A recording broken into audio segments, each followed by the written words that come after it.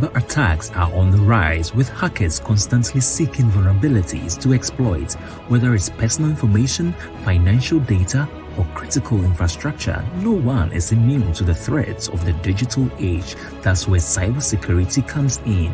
Grace Self IT Solutions can help you develop a career in cybersecurity, earning six figures without necessarily having any technical background. Join us as we journey through this path together on our YouTube channel, Grace Self IT Solutions. For more information, contact +1571 365 1251.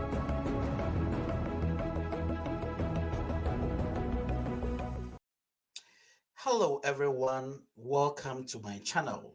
My name is Eric Obin from Grace Self IT Solutions. If today is your first time on this channel, I encourage you to subscribe to our YouTube channel and also click on the notification bell to be notified anytime we come live on this channel or drop new video.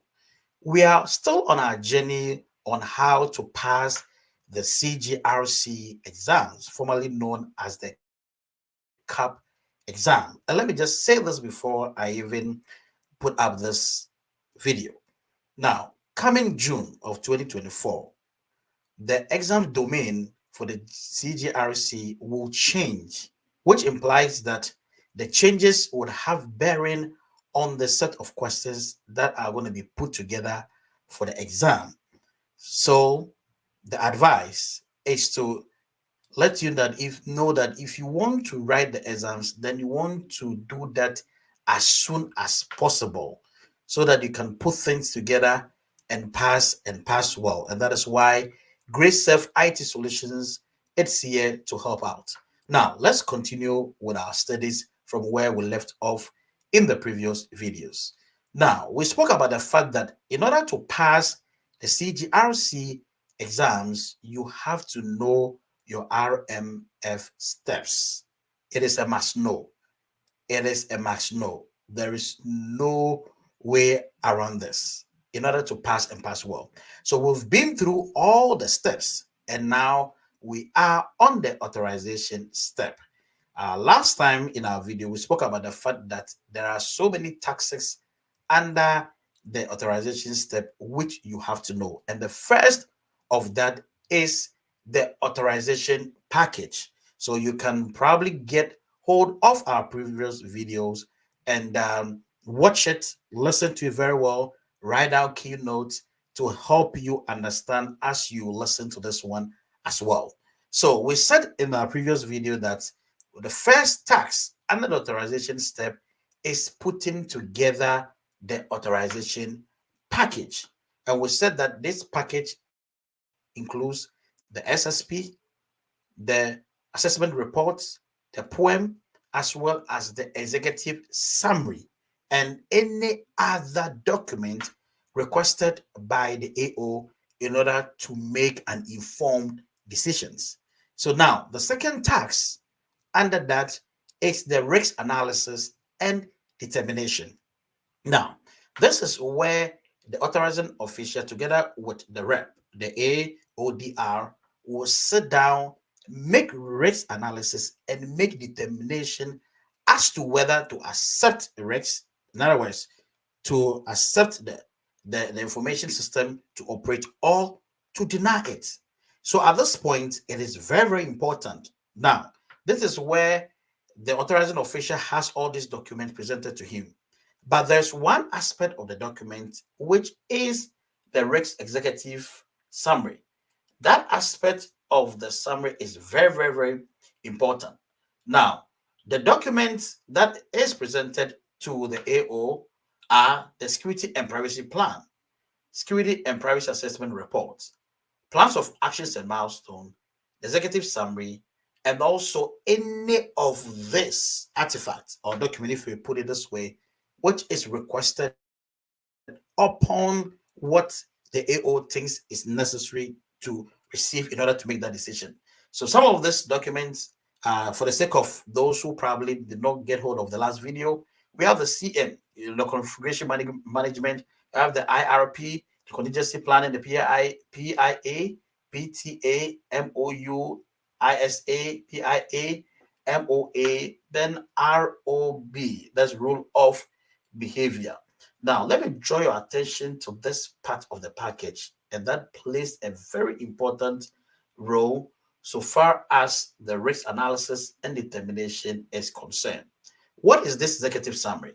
The executive summary identifies and highlights risk management issues associated with protecting information system and the environment in which the system operates. Risk management issues. So, which means that the executive function, those at the top, they put together, and this takes place at the preparation step. This is where the whole information system is looked at in a holistic approach, taking into consideration any risk management across the organization. Therefore, every risk management strategy, every risk assessment that is done prior to setting up or making up the information system is very important.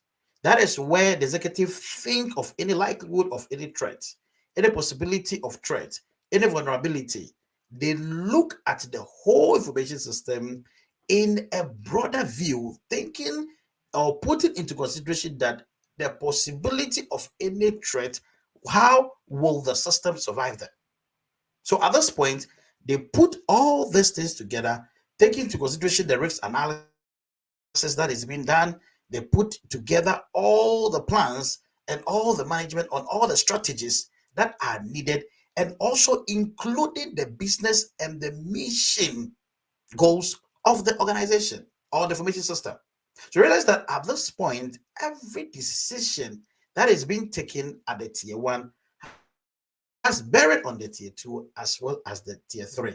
So they put all this together and they put it in what we call the executive summary. So again, the executive summary identifies and highlights risk management issues associated with protecting information system and the environment in which the system operates.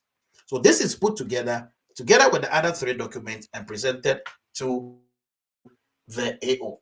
Now, when this is presented to the AO now has to sit down with the rep and now make analysis of the information received, the poem received, the assessment report received, the SSP received, make comparison, analyze it, make determination as to what to do. Now let's continue.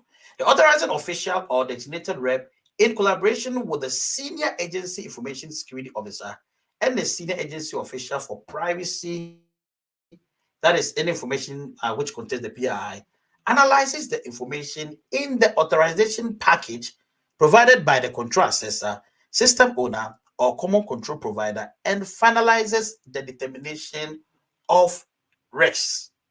Risk assessments are employed to provide information that may influence risk analysis and determination.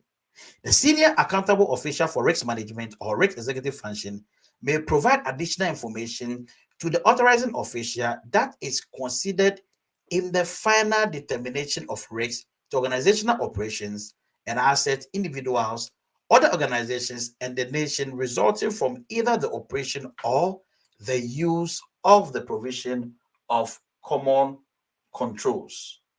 The additional information may include, for example, organizational risk tolerance, dependencies among systems and controls, mission and business requirements, the criticality of the missions or business functions supported by the system, or the risk management strategy. The authorizing official may analyze the information provided by the senior accountable official for risk management or risk executive and information provided by the system owner or common control provider in the authorization package when making risk determination. Any additional information provided by the senior accountable official for risk management or risk executive is documented and included to the extent it is relevant as part of the authorization decision. What does this mean? It means that the AO does not just make decision concerning the information system or the organization. No, there are so many factors that plays a role.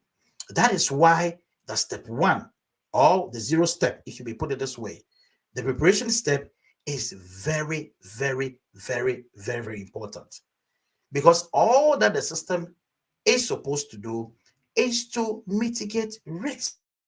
That's all. That's why we are putting the system together. It's all about, dealing with risks. Therefore, at the step one or the step zero, if you may put it this way, or the preparation step, that is where decisions are really taken. So every decision that is taken at that level again has a bearing on whatever is being done. The decision made based on the risk management has a bearing on how the system is going to be categorized, has a bearing on how the system will go about with selecting the controls, has a bearing on the implementation of the controls, bearing on assessment, even bearing on the authorizing as well as the continuous monitoring. Therefore, risk management is very, very, very important. So the AO receives the executive summary together with the three other documents and any other requested document, put them together, sit down, makes informed decision based on the materials that he had received. And don't forget, we also have the business or the mission goals of the organization. So they put all these things together before the AO could make a decision as to what to do, whether to accept risk, in other words, to allow the system to operate or to deny it. You see? So which means that decisions are not just made, they are made based on so many factors. The AO sits down with the assistant, the rep, together with the system owner, and whatever decisions that is being made, he then carries over to them. It is very, very important. That is why if you look throughout all the steps of the RMF, the AO do not just sit at his office, sit somewhere and just receive the document and decide on that. No. If you look at it very well, if you follow through the steps of the RMF, you realize that in a way, the AO plays a role. He's somehow involved in a way before finally makes that decision to whether accept or deny, the system to operate. I hope this really helps. So we want to end here for this particular task. I don't want to bombard, all of that in the video. The next video, we'll look at another task under the authorization step. Why am I doing this? I'm doing this because the authorization step, the assessment step, and the continuous monitoring steps are heavily tested in the exams. Therefore, we need to understand it very well. Again, I'm your tutor, Eric Obin from GracedServe IT Solutions. So I'll see you again in the next video. Bye and bye and bye for now. Cyber attacks are on the rise, with hackers constantly seeking vulnerabilities to exploit, whether it's personal information, financial data, or critical infrastructure. No one is immune to the threats of the digital age. That's where cybersecurity comes in. GracedServe IT Solutions can help you develop a career in cybersecurity, earning six figures without necessarily having any technical background. Join us as we journey through this path together on our YouTube channel, GracedServe IT Solutions. For more information, contact +1571 365 1251.